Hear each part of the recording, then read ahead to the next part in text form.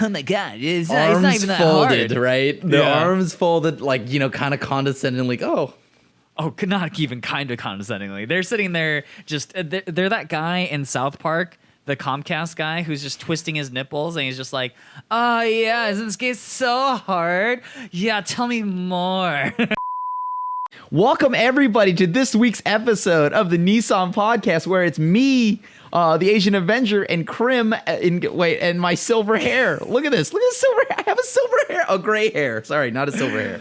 And you heard it first here, guys. If you guys don't subscribe to this podcast immediately, more gray hairs are going to show up on Crim. So yeah. For Crim's sake, please. That other voice you're hearing for all the listeners at home is actually not the gray hair forming a conscious. That's, of course, who?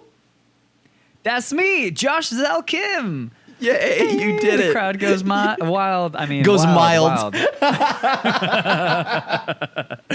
Freudian slip there. The crowd goes mild. Woo, I guess. Yeah, dude. Hell yeah, man.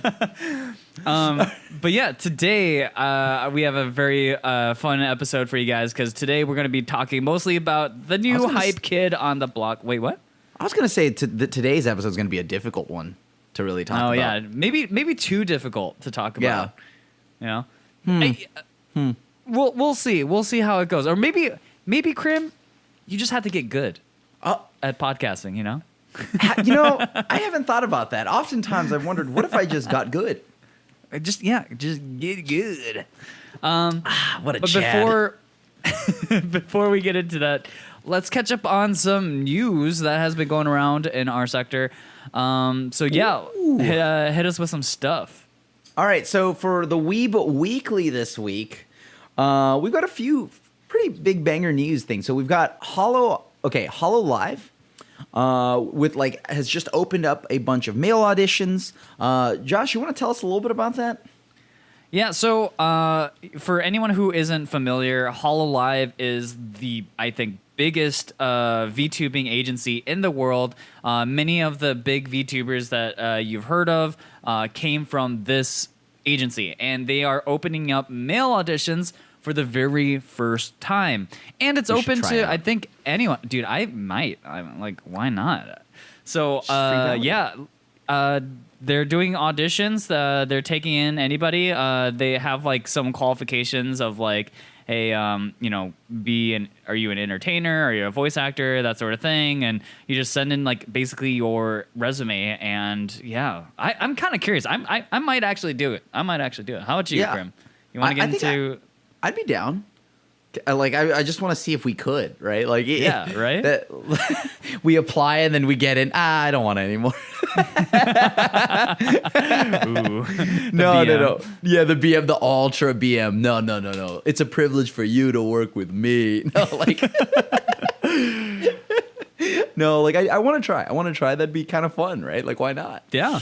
Because I've thought about making a VTuber model for myself, right? Because, like, let's be honest here. Every streamer, any content creator, sometimes you just want to not be on the camera. You know what I mean? True. You just want to not be on the camera, and there's this, as a bunch of fellow weebs, there's a way you just kind of connect with an animated character more than a human character, right? Yeah. Like, you're like, oh, well, real life Crim's face is so punchable, but animated Crim's face, not punchable. So...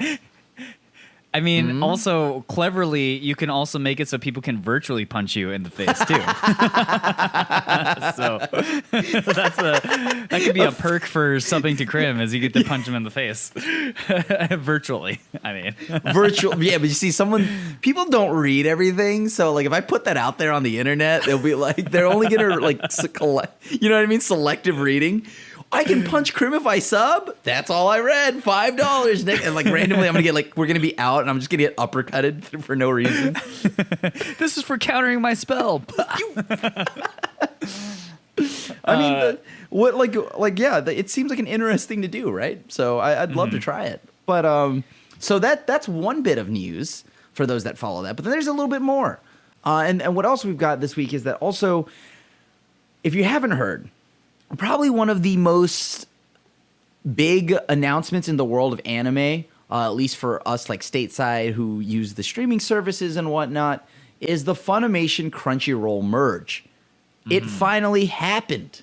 Now, we knew this already, right? Because we knew this because Sony bought them out. And it seems like kind of funny to me that Funimation is just merging into Crunchyroll, which is great because, that like I do love, what is it? What's their avatar's name? Hime? Right? Oh, yeah. Like I love the Hime merch. I love seeing that. And like it's cool, but I kind of wasn't this how it already was? Right? Like, because you remember like a few years ago before the split into multiple streaming services, Funimation was on Crunchyroll, like the animes. So, yeah, it was like a little spread out because I remember Funimation tried having like a YouTube channel where they would upload anime episodes for a little bit and whatnot, but like the fact that it's finally happened means that like legitimately Funimation and Crunchyroll now they are the source for watching anime. Like who else is there now? You know what I mean? Like Hulu, Netflix, Hulu, and Prime, right? So Amazon Prime, kind of. So I mean, just it's crazy that they've merged. And you could.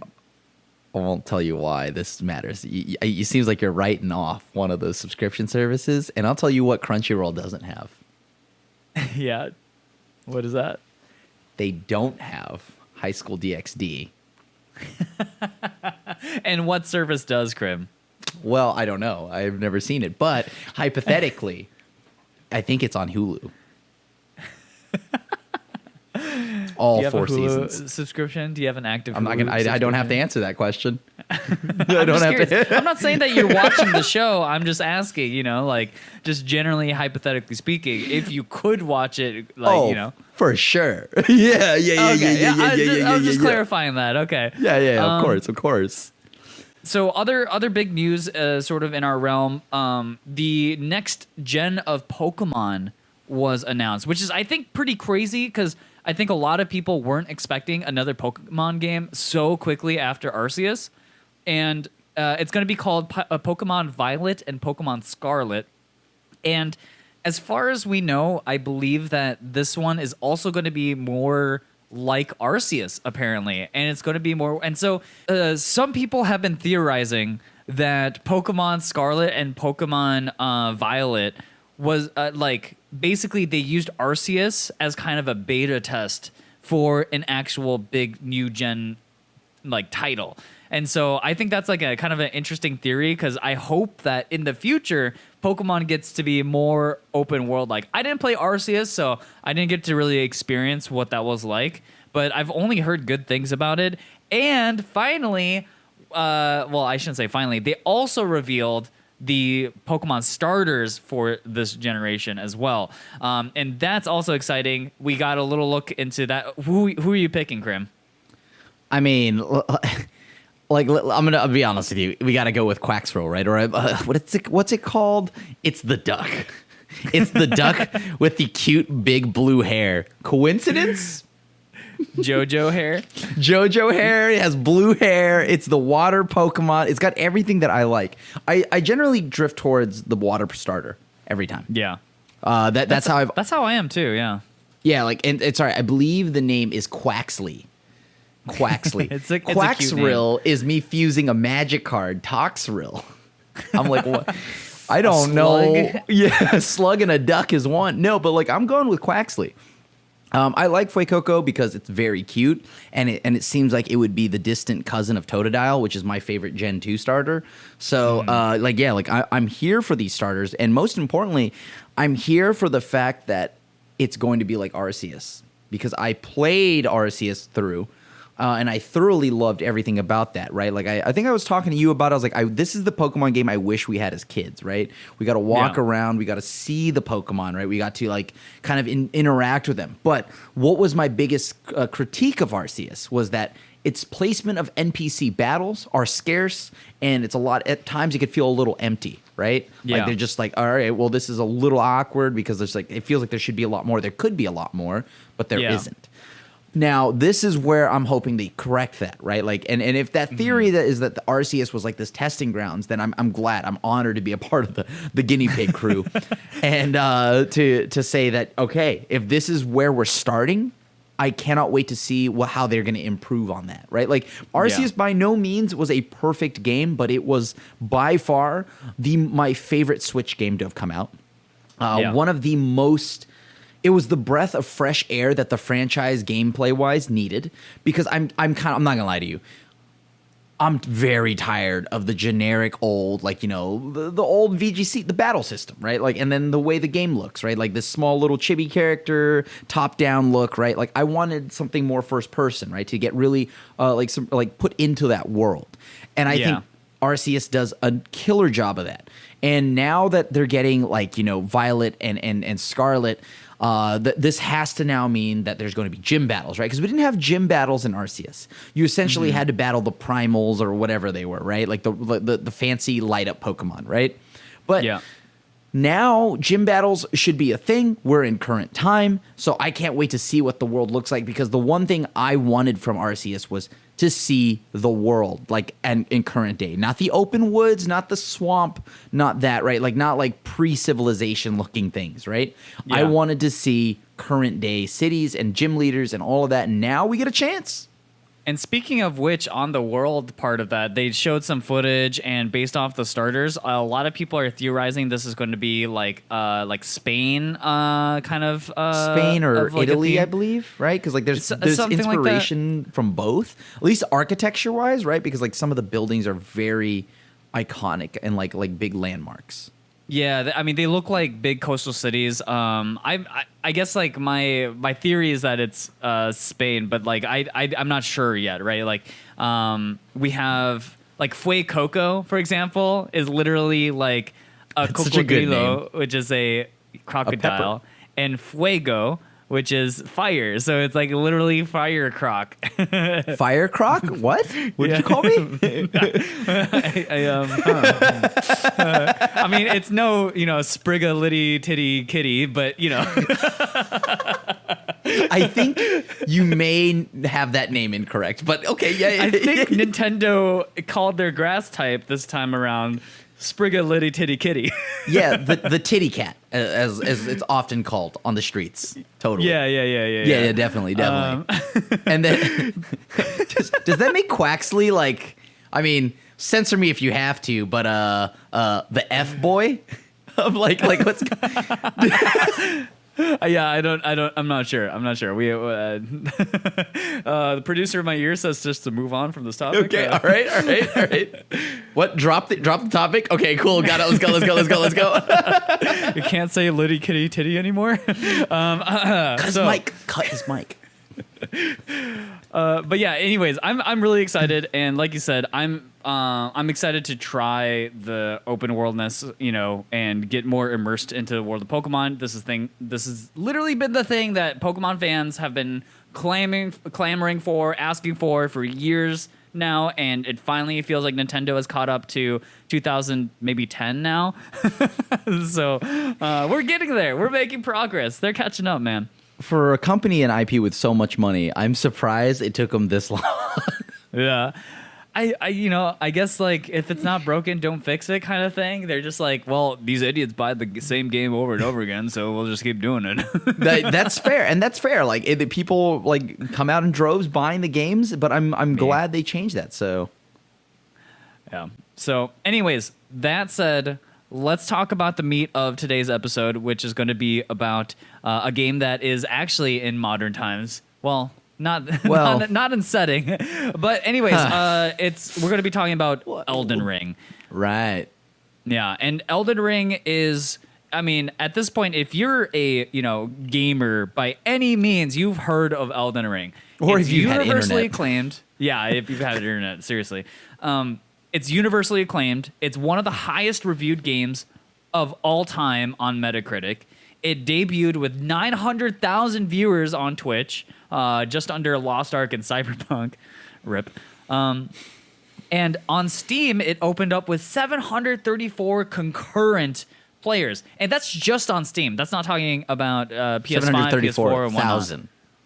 734,000. What did I say? Did I say million? 734. That's it. Like people. Oh, that's it. Just I'm like, yo, that is astronomically low.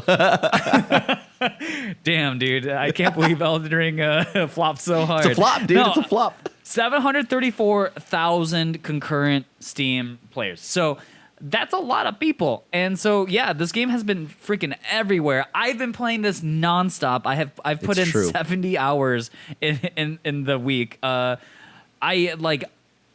am in love. So this game is developed by From Software, and they're most famous for like the Dark Souls series, Bloodborne, Sekiro, and I haven't played all of those games. I know, Crim, you haven't either. Sekiro, I played through Dark did. Souls 1. You should play it through it all. Dark Souls 1 I've played a bit of Dark Souls 2. I've played through Sekiro, so like I have some amount of experience in sort of like these kind of games, and Elden Ring is now like the open world version of those games. And yeah, what did you like about Elden Ring? Like what's your kind of like first impression? Okay.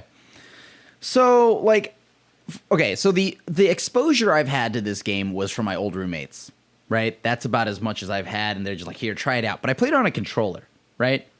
Mm-hmm. So this is very important, because the one thing that I think about this game so far is that, holy cow, it is a lot of fun. It is a lot of fun. It is very difficult. It's completely miserable, but a good miserable. You know what I mean? Like I'm like it feels like when you have like a fresh little cut, and then you just take some sanitizer and you put it in the wound and you let that sizzle, and you're like, ooh, right? So yeah, like what? Oh, you don't do that? Okay, maybe I'm just weird. Oh, okay. You don't do that? Okay, well, I am weird then. I mean, I am covered in tattoos, so I guess that's probably why. But I'm a glutton for pain. No, okay. I thought I think it's so much fun though. Like running my head into a wall, and is just at the time of my life. This sounds so poor of a review, but like, you're like, I am having the worst time of my life, but it's great. Yeah. It's about as fun as frying up some chicken shirtless. It is, kind of like taking every cigarette and just, slowly taking it out on my, naked skin. It's great. Fantastic. 10 out of 10. but like, and it's not even sarcasm. Like, I genuinely am having the time of my life running my head into a wall, because it's challenging. It's very, very challenging. But you know what the best part is that you can still play the game, get. Eventually, you can you can go around it. You can find like new ways to like get like level up and then come back to a boss. So this one feels like it's like a way, like gameplay wise, just way better than any of the other ones, because I think the problem I had before was the other games, I just didn't have fun. I got bored really quick. That's why I would say essentially this one is like my first real entry into the game series, because Souls, just friend, he's like, here's the controller, try it out. It's pretty difficult, and that's all it was. It just felt like it was difficult, and I just couldn't get into it then. My brain wasn't fully developed yet, so now, being fully developed brain at 31, maybe now I can say that I can enjoy it, right? And so far, my first real playthrough has been that, right? Like now I sat down and I get a better understanding of like what the point of the game is, because before I didn't know what it was about. Like there's no story. I didn't know anything about a story. People talked about lore, but lore doesn't necessarily mean story. And why did I never see the lore while I was playing the game, right? And that's because a lot of it is usually in flavor texts, right? Mm-hmm. That's where a lot of the lore comes from. But when you're playing the game for the first time, I'm not going to know that, right? So there's a lot. I do think that the game has, gameplay-wise, it's one of the best. It's got some really, really, really good stuff there at its core. But here's the but. This is where I'm actually being negative, and not in a good way. Like not like running my head into a wall and it feels good. More like, wow, I'm pulling at my hairs and malding, and not because like it's difficult. Well, it is, but that's because the interface. This game's interface is awful. It is awful, dude. Like I don't know who made this interface. Like, did anybody make this interface? Or like I don't think there was any effort. And then second off, and like before anyone says, "But Crim, it's meant to be difficult." That's fine. Put that in the gameplay. Put that in the gameplay. Give me the mechanics. Make me miserable from that. Don't make me miserable from trying to figure out, hold on, I open the map button, and when I press the map button again, it opens up another screen. What? No. Like there's so many things that are wrong with this game's interface for me that it drives me up a wall. And then that's not even to mention, I'm a Wazda warrior. I don't know. I'm dubbing that here on stream. I don't even know how many, or on this video right here. TM by the Niisan podcast, Wazda warriors. Okay, we're making the merch. But that doesn't include me. Wow, half of the Niisan podcast is a Wazda warrior. I'm a controller Chad. All right, that's gonna be the other ones, dude. Wazda virgins. Wazda virgins versus the controller Chads. The Wazda versions. Well, you know what? My purity is held intact because I get to use the keyboard and mouse, right? Because I mean, like, I'm used to playing on keyboard and mouse, and I'm okay with the game still being like, you know, like not exactly like well designed for a direct port, but like I think this game might be the worst, like the most awfully ported game from like a controller to a PC I have ever played in my life. It is bad. Yeah. It is really bad, dude. And that is like, Crim, just play a controller. No, because I want to make it even harder on myself. Because it legitimately, okay, I'll give you a good idea here. You're gonna see my keyboard for the people that are listening, right? Like I have like a Logitech, right? A simple Logitech, doesn't matter, right? It doesn't matter what keyboard. But the thing here is, I have to drag my mouse around, right? Click, and then when I want to switch between like certain spells or certain, like, you know, like potions, I then have to take my hand off the mouse, like sift through the arrow keys to get to the right one, and then I have to take my hand back on the mouse, which is problematic because in some fights the timing is essential, right? And you do have to switch between certain abilities, certain things like that. And that's just bad. And well, like, Crim, why don't you remap things? The remapping is extremely limited in this game. If you open that menu, it's not as in depth as you would think it is for remapping. Like, and I could be wrong, but I'm like, I sat down on stream with chat and we looked at it and trying to remap it. It took me also forever to figure out that like for some odd reason it directly makes it so the opening part of this game, hey, we're gonna pretend like your controls are on an Xbox controller. Now, I know you could easily go into the menu and just like switch it over, but like, why don't you just automatically do that? I don't understand. Like, this is a AAA game. They're trying to give you a hint there, like, hey, maybe you should just be a controller chat. Okay, all right. Maybe I'm you're right. I'm surprised that when you switched it up, it didn't just say like you died when you die. It just says you virgin every time you die. Loser. Exactly. I mean, maybe you're right. Yeah. But no, like, am I wrong for feeling From that? Like, Software is notorious for terrible PC ports. Like Dark Souls 1, which was, I think, their first PC ported game, didn't even function properly on Steam. Good. And it wasn't until a fan created what's known as DS Fix, Dark Souls Fix, on Windows to fix Dark Souls so that it would run on a PC. There's like all sorts of things that people really hate about the PC port. Like obviously the controls on keyboard are so unintuitive compared to like controller. And that's not even to say like the controller, like things are that, intuitive either.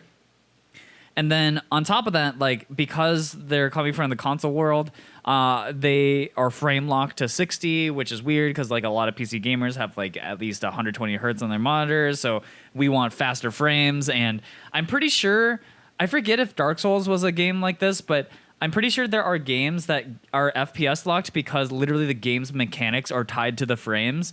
And so if you increase the amount of frames that the game has, you like register more hits on hitboxes because it calculates by frame. I forget if that's how it works in Dark Souls, but But yeah, like Dark Souls frame, the FPS is locked for whatever reason. So like From Software, very well known for having poor PC ports, and my experience on PC as well. Like I play on controller, and that isn't to say like everything's hunky dory either, because like I get constant frame drops, and like performance wise, the game isn't that great. Like I don't have the same issues that I think some other people are having, where they're like, oh, it stutters all the time. It stutters during boss fights. I die to it. Like it's not that bad for me, but every now and then it'll have some just like really, really disastrously slow like frame drops or skips, or my game crashes or something like that, and it's frustrating. It is just frustrating. Like games should work. Just I don't know. They should work, right? Cyberpunk, right? I mean, it's funny because like this is hailed as a 10 out of 10 game, right? And maybe because it is, right? Like I think that gameplay wise, what it's got there at its core is a 10 out of 10 game. Yeah. But what they've released is not. Yeah. Right. Like it's like the essence of the game is fantastic, beautiful, amazingly done, 10 out of 10. But it's like it's held back, definitely. At least because you and I both play on PC. Like the PC port. If maybe the core game is 10 out of 10, well, the PC port's like a 9 out of 10. Like you deduct it because like it just isn't running. And they're doing a lot of updates. Like in the first week of Elden Ring, they had like I don't know how many times the game went down for patches. Yeah, there was a server maintenance like every other day. Yeah, and like sometimes even in the same day. Like I remember one time I wanted to play and it was down, and then later on at night it like went down again. That's like, why you hung out with me those days. Yeah. Oh yeah. That's really awkward that you had to find. Damn, my cover's blown. It's so I think like legitimately on PC it just isn't as good. I've heard that on PS5 it's better. Like it was funny. One of the patches that they released was like, oh, the game doesn't actually use your real graphics card. It just tries to process it all through your processor. Yeah. It's like, what? Oh, no wonder why people were having frame drops. Yeah. I mean, this is the type of thing. They're From Software, they're not good at PC ports, and Elden Ring is not really an exception here. And it's kind of saddening because like you're being kind of generous there. I would say that the game at its core is a 10 out of 10, and then its PC port is like a 7 out of 10. See, for me, I'm not having as many problems. So like I play on controller. Like I said, like the worst that happens is a couple frame drops here and there, but like it hasn't been that bad. I've had a decent amount of frame drops, and it's kind of annoying because like let's be honest here. I think I have a more intense rig than you do, right? I think so, because I have a 1080 Ti or whatever. Yeah, and I have a 2080 Super. I've got like 128 gigs of RAM. My computer is like at 90% usage every time I do this in stream, right?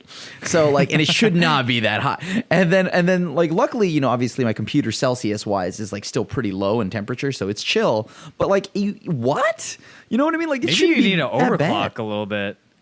But yeah, like maybe it shouldn't even be that way. Yeah, like when I stream it, I use my laptop to stream because like legitimately I understand that like I'm pretty sure trying to stream and play Elden Ring at the same time would burn a hole through my desk. So like my my computer will just heat up, turn into molten lava, and eat its way through. Like, I'm sorry, people who live below me on whatever floor. I don't want to dox myself, but Damn, dude, I didn't know my PC had a dodge mechanics on top of this. So I just want to step back a little bit and talk about what I do like about the game, because I didn't really get to say my piece on that, but I haven't played a AAA game in quite some time. I think the last AAA game that I've played was Witcher 3, and that came out in 2007. I have not played, like Horizon Zero Dawn. I haven't played. I'm trying to think of like other big God of War. It's been a while for me since I played, just like a traditional AAA game. I've been sucked into Valorant. I've been sucked into Final Fantasy 14. I forgot what a AAA game looks like, dude.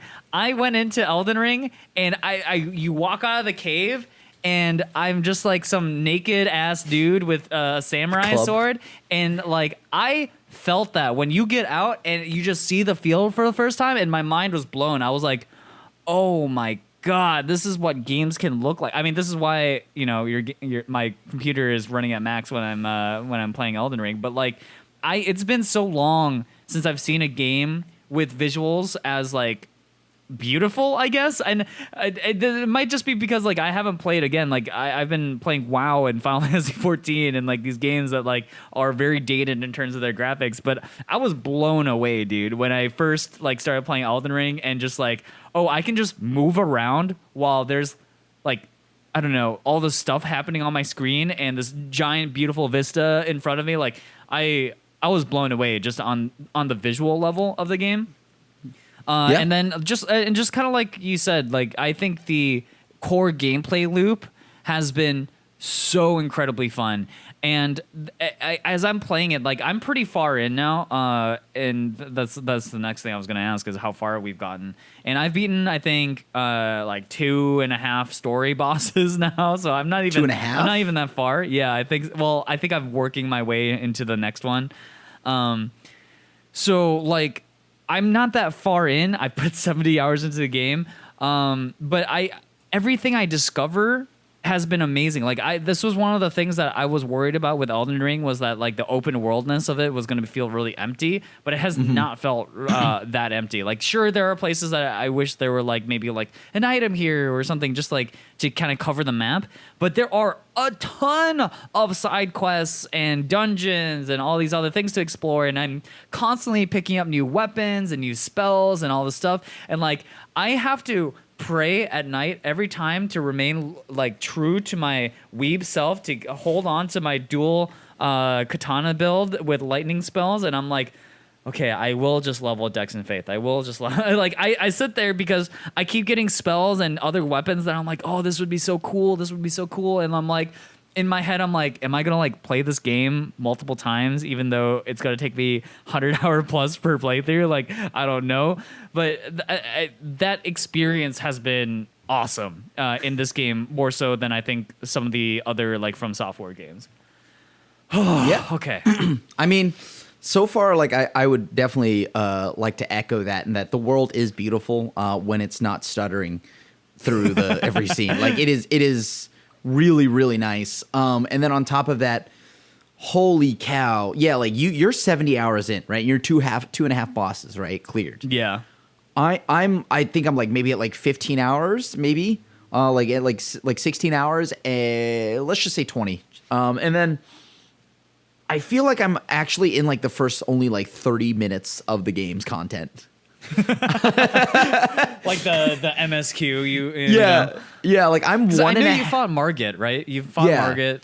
I mauled it a little bit over Margit, but I got it, and then I moved on, which I'm on the second boss right now in the swamp, but it turns out I'm in the wrong area that I shouldn't be in, and nobody. First off, chat, like, you know, I always assume Twitch chat would never lie to you, right? Like they would always, they have your best interest in their minds, right? And at heart. Of course, yeah. Mm-hmm, so I've been told like, okay, well, this is the way to go. You just got to keep going this way. I hear there's like better staves and like you get more ice spells this way because I love ice magic. Oh, true. Right? Actually, yeah.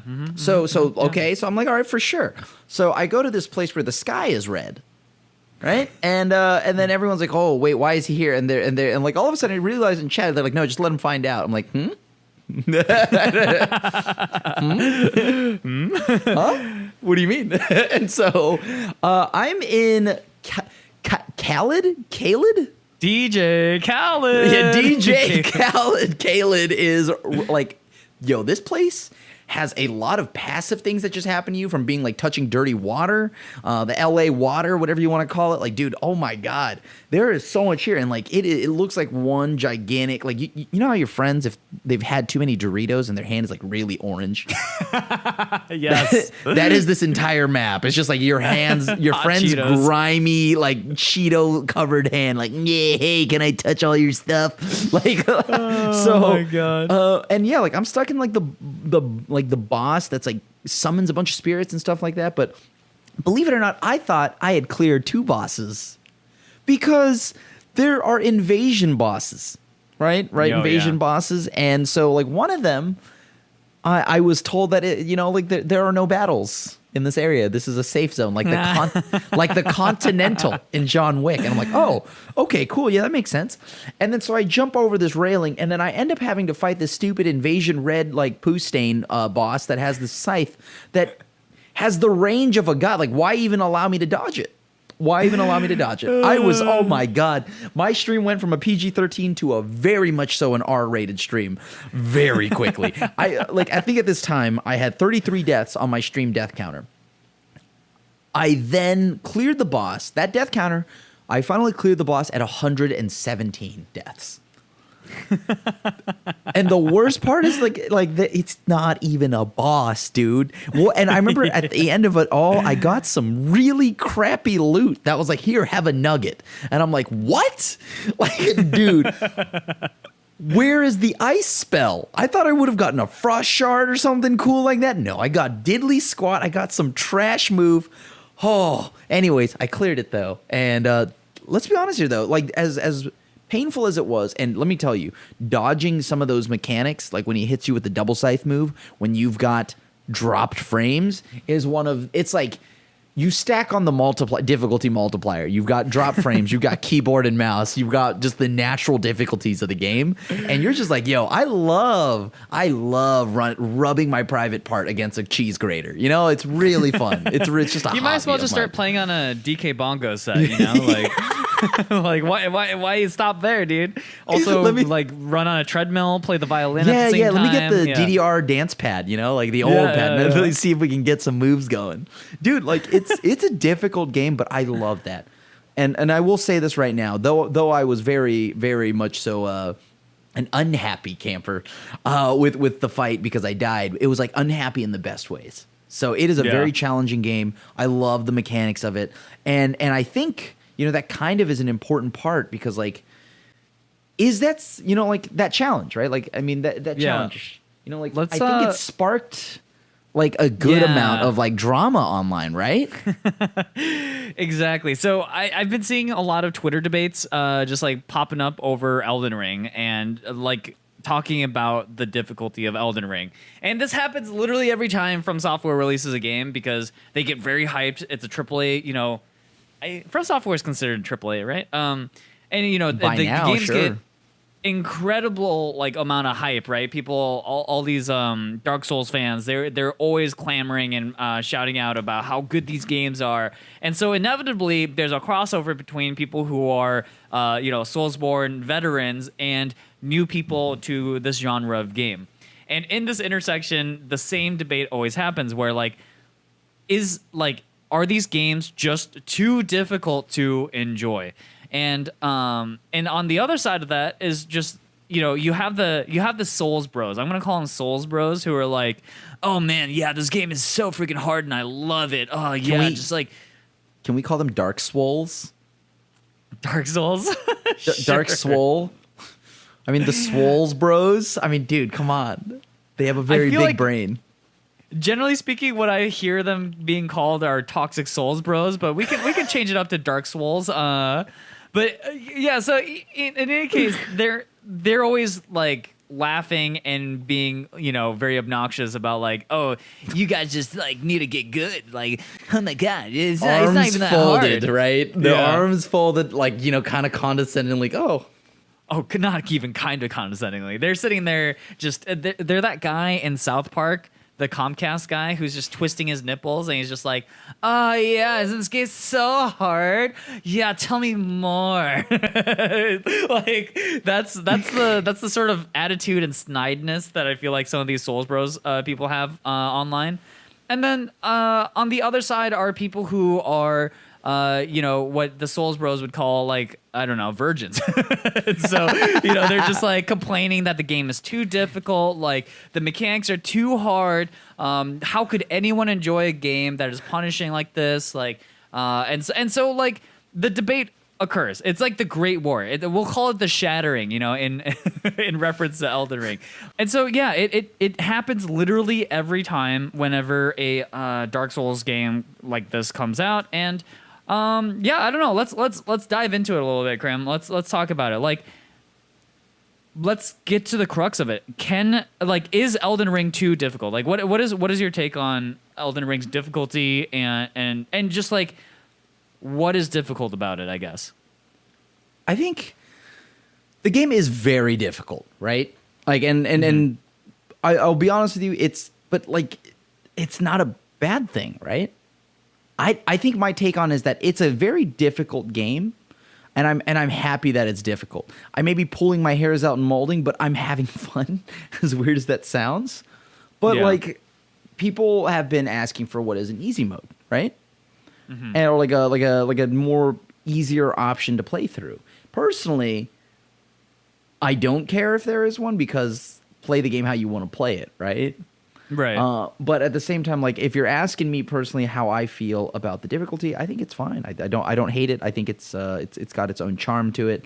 That is a thing that actually might lead to more problems for me because as this is my first entry, and I'm sure there's tons of others out there that are just like me, right? Who like this is their first real entry, and I can't tell what's broken in the game and what's intentionally difficult. Yeah.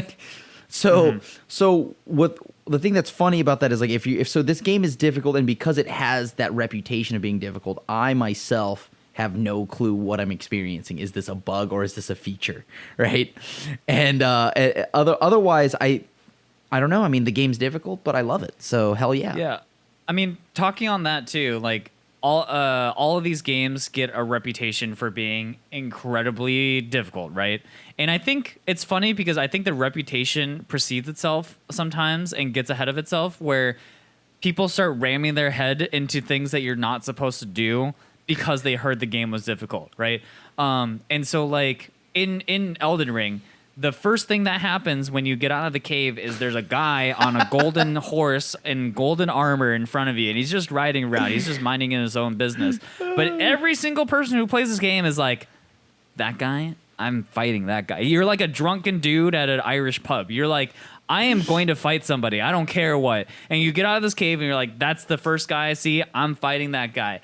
And you get your ass beat because this guy, the Tree Sentinel is what the boss is called. He's a badass dude. He's strong as heck. He will one-shot you in the beginning of the game. But the thing is that people go, oh, wait, this game is supposed to be hard. I guess I'm supposed to get one-shot, and I'm supposed to do no damage to this guy. I better just sit here and fight this guy for the next 100 hours, and then, what probably some people do, go, okay, this game's too hard. Literally, the first boss is eating my asshole alive and from the inside out, and making a whole buffet tray out of my butthole. So like, I can't do this anymore. This game's too difficult.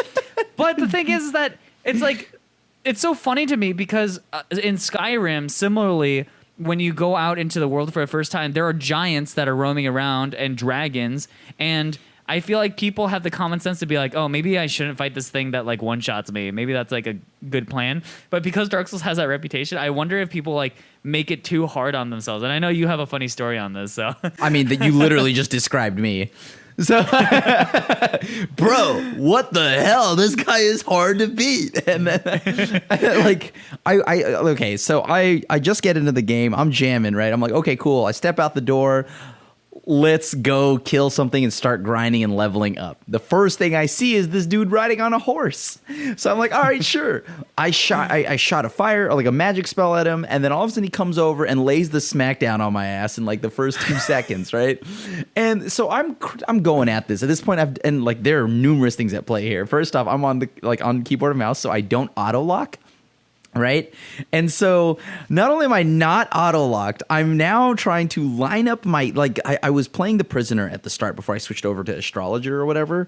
And when you would right click, it would essentially do this magic spell move, this incantation that like shot this sword that would come out, right? And then, but you had to line it up, or at least I thought that's how it worked because I didn't auto-lock. So I perfectly planned a strat. I placed 3 daggers that were almost in a specific line that would perfectly beam the boss, and because it takes a few seconds before it fires. Then I'd run over there, pull aggro from the boss, and then pull it back.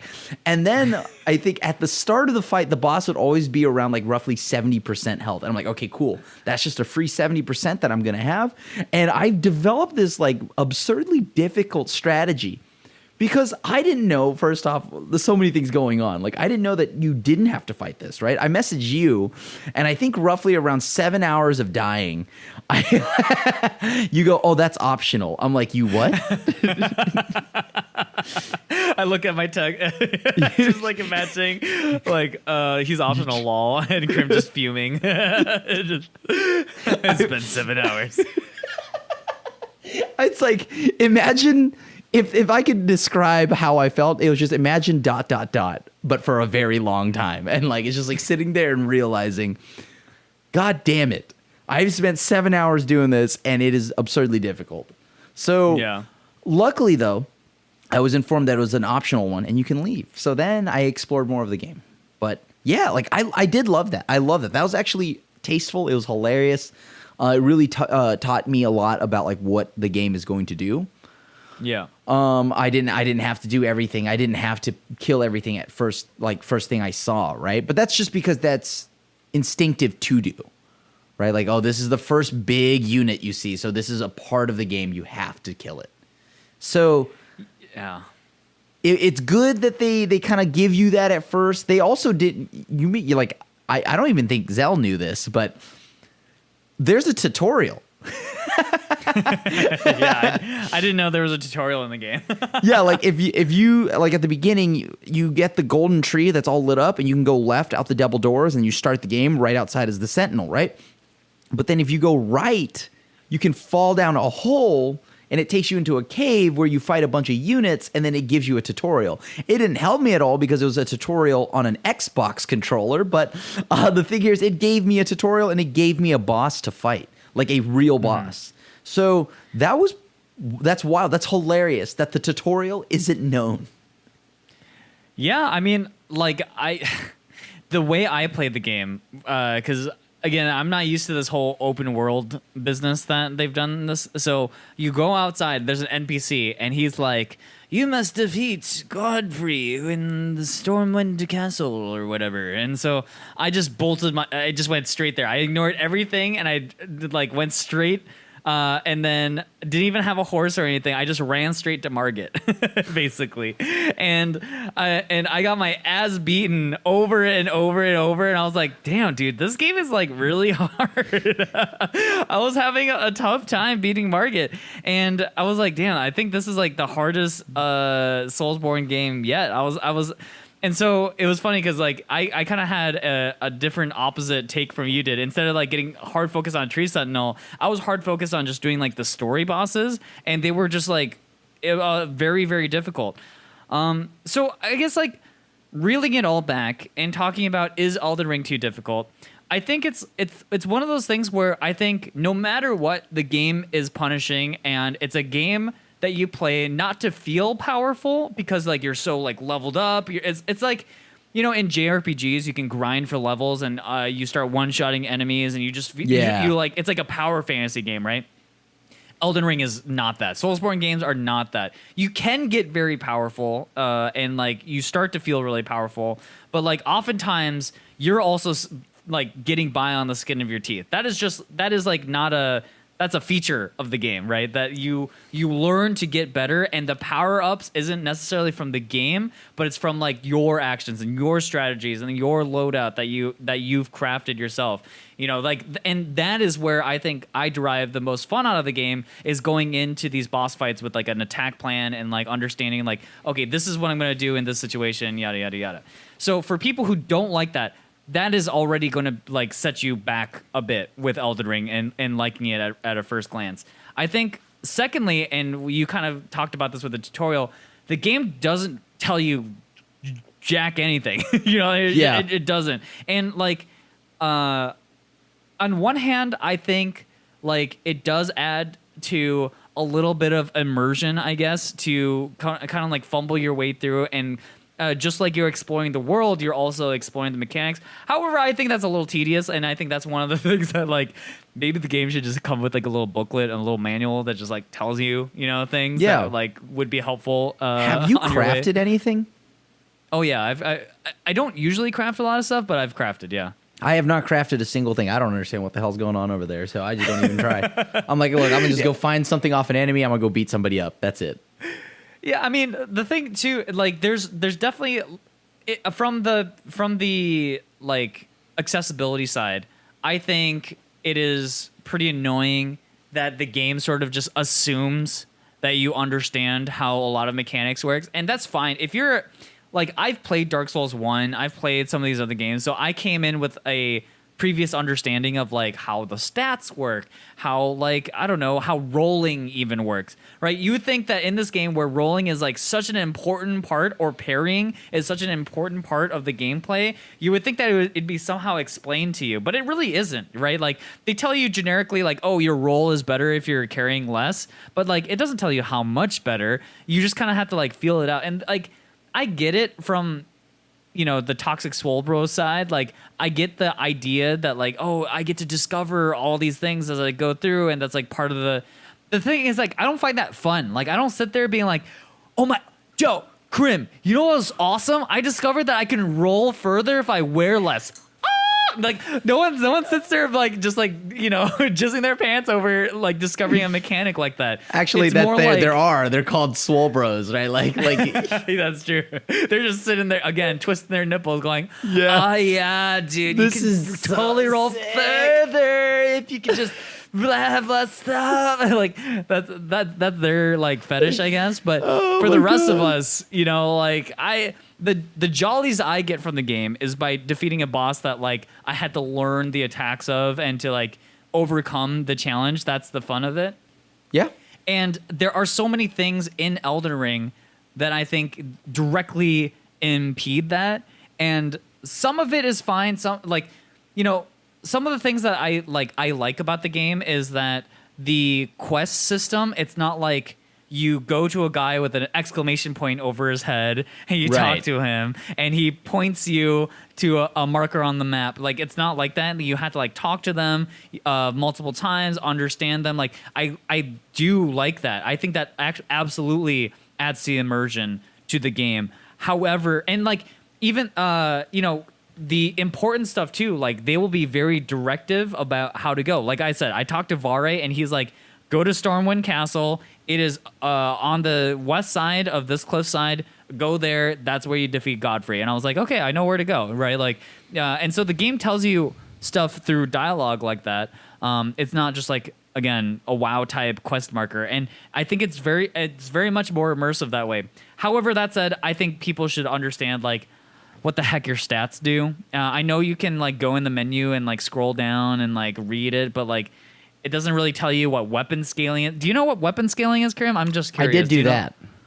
Okay. I went Great, to the awesome. blacksmith and then I upgraded that. Yeah, and so like I think people, you know, you kind of discover it, but like I think it's kind of frustrating to sort of not really understand that in the get-go of like how weapon upgrades work. How does like your stats interact with your weapons, and like what weapons do, you know, like it becomes this thing where like you're constantly having to like either look things up or you just are doing things wrong sometimes. And I guess that's okay, right? Like you don't have to be optimal to beat this game by any means, but like I'm somebody who likes to know these things ahead of time so that I can plan around them.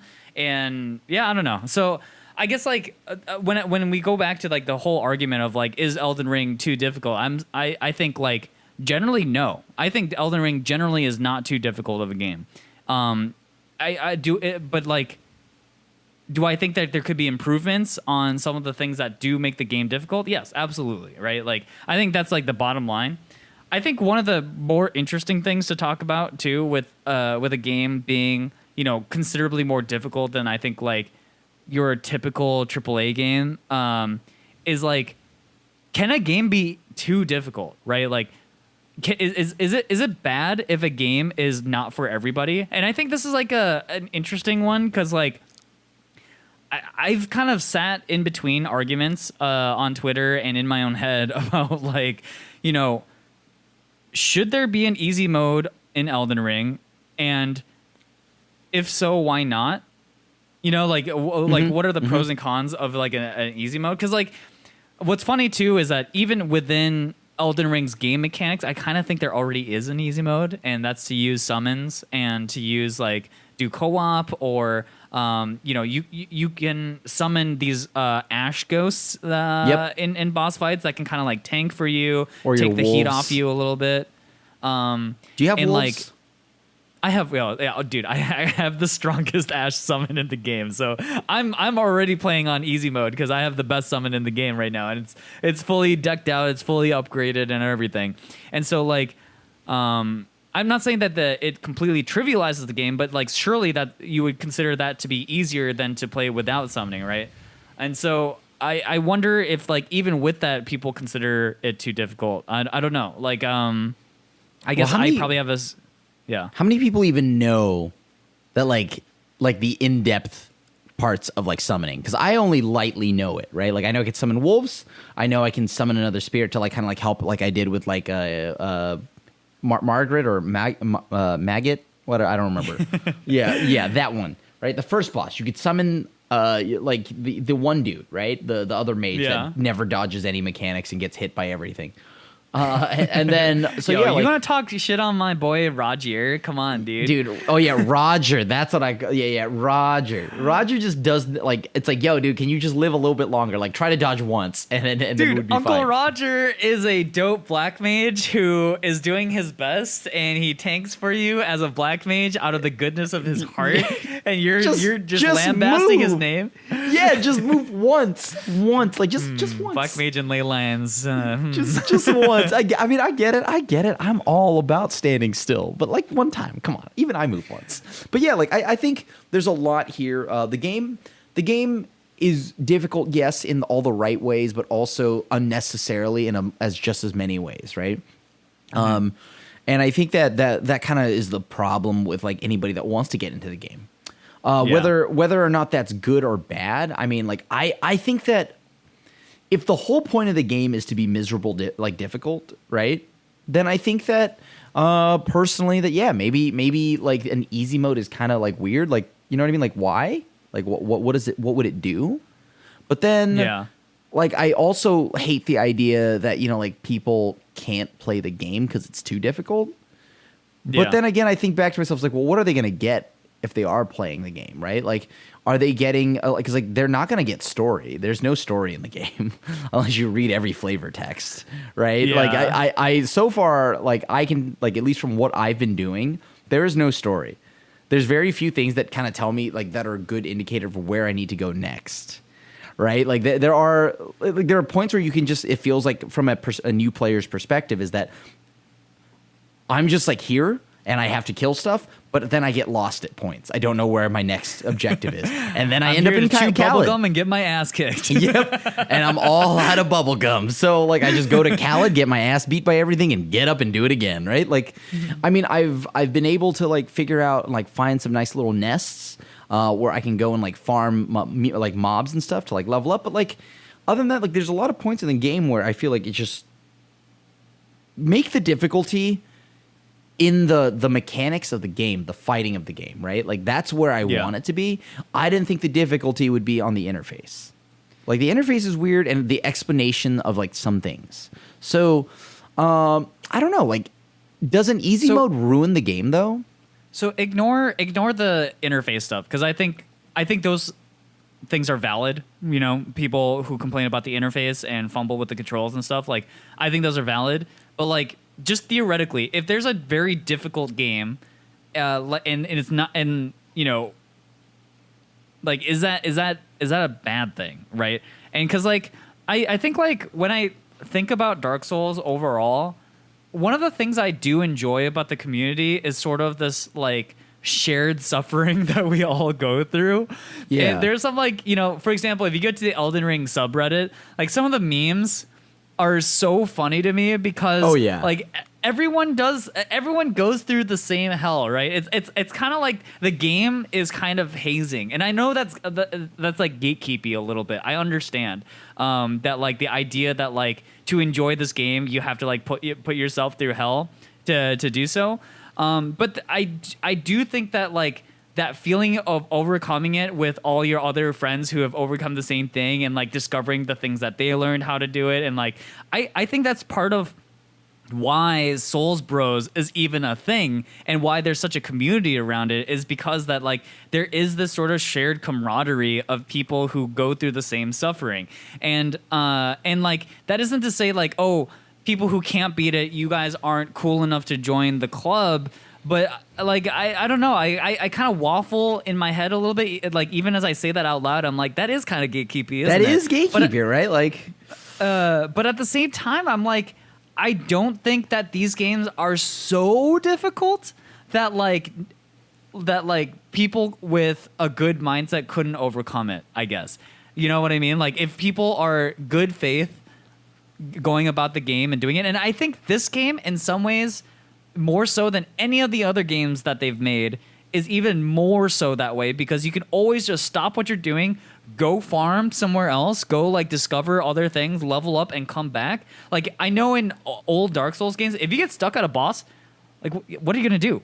you don't have other bosses you can farm. You can't like you're just stuck farming skellies, you know, hoping that you'll get the enough souls for the next level to help you slightly get to do more damage or something. Like in this game, you can F off and go to the other side of the map if you felt like it, and like I think that changes the dynamic of this game entirely. And so and I have a funny Twitter link from a guy who is trolling about like the difficulty of Dark Souls, and like I sometimes wonder that if like people are literally just like spam rolling, not looking at the boss, not trying to even imagine what the like good faith trying to learn from the bosses, kind of like it's kind of like going into a raid, like in Final Fantasy's turn, like a savage raid, and then joining a pug party, not knowing any of the mechanics, and then being like, guys, I died. Where were the heals, dude? Like, I can't believe, like, wow, this game sucks. Like, I was just doing my damage and I just died. Like, healers, what the heck? Tanks, what the heck, man? It'd be as laughable as that, I think, right? And like, that this game is asking you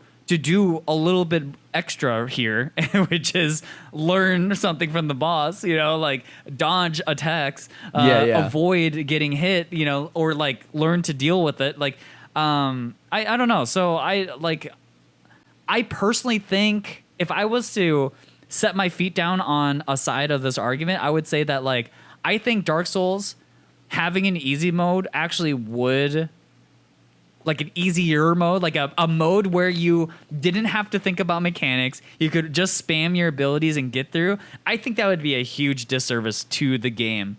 And I think that the type of player who needs that mode in order to play the game, I think they are missing out on a lot of the experience and the shared community, right? Like they won't understand what it feels like to jump off the balcony of Round Table Hold and get your butthole plundered by the stupid invader, right? Like when you were just not ready for him absolutely whatsoever. Because like, Crim and I were talking before the podcast, and we were talking about how like we both did that after having tons of souls on us because we didn't expect to have to fight anybody. And then this asshole comes out of nowhere and murks you.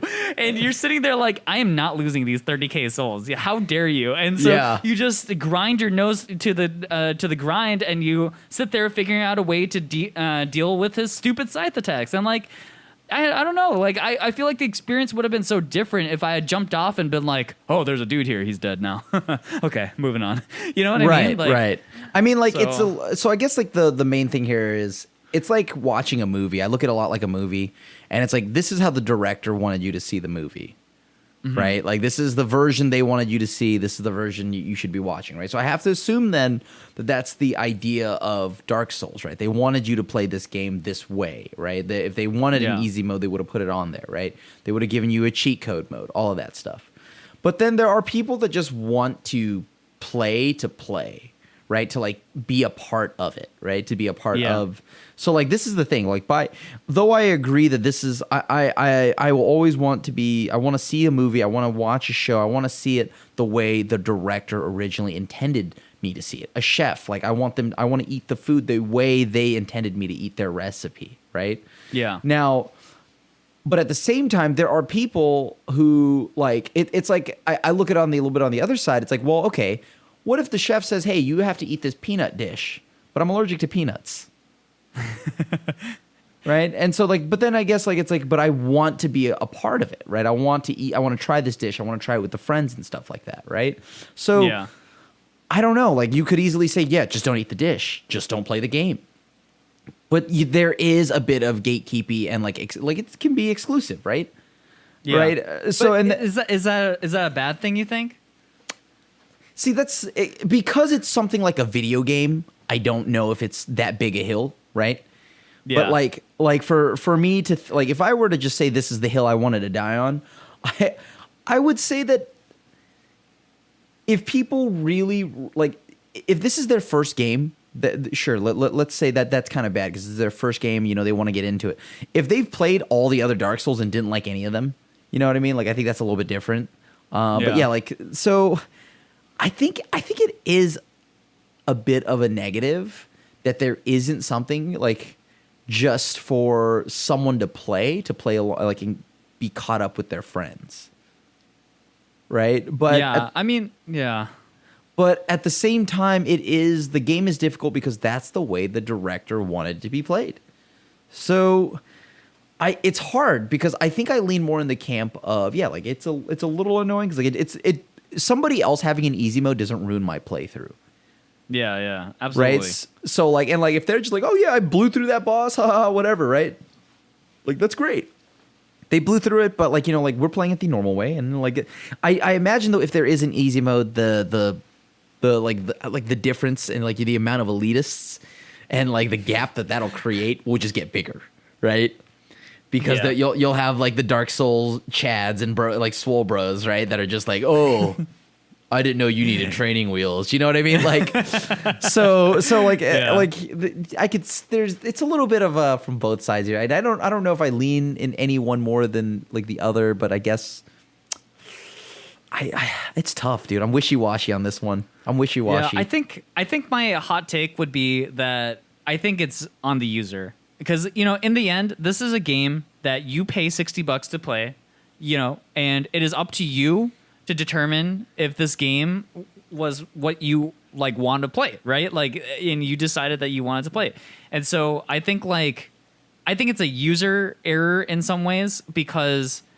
I don't know if I would go into a ramen shop and then complain that they didn't serve me, I don't know, hamburgers, right? Yeah. Like, and I think similarly, you know, I think people who play Elden Ring wanting a power fantasy game are sort of playing a little bit of a wrong game. And like, maybe you'll learn to enjoy it like a lot of people have. And I think, I don't know. Yeah. I just think, And that what's weird about this whole argument too is that I actually do think Elden Ring is like, I'm not gonna say it's easy. It's not easy, but I think the difficulty is just challenging enough, especially when you use the tools given to you, like the summons, co-op, or whatever. Like you can make this game a lot more accessible to the general public through these things, and you can make this game infinitely harder on yourself too for the people who really want to chat out with their cock out. Like fine, you can get that experience if you want. And so like yeah, I don't know, I think that's where if I was to make a final decision, gun to my head, I would say I would say like, yo, I think the game director has their vision for the game. This is what they shipped it out with. This is what they intended the game to feel like. You should respect that art.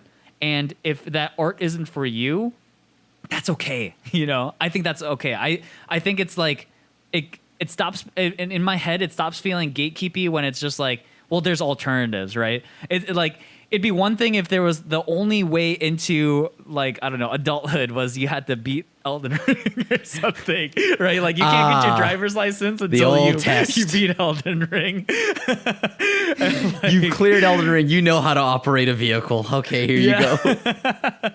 So I guess like the gatekeepy argument here feels like I guess a little bit less pertinent to me, and that isn't to say like I'm not trying to dunk on people who found the game really difficult and frustrating, because it is.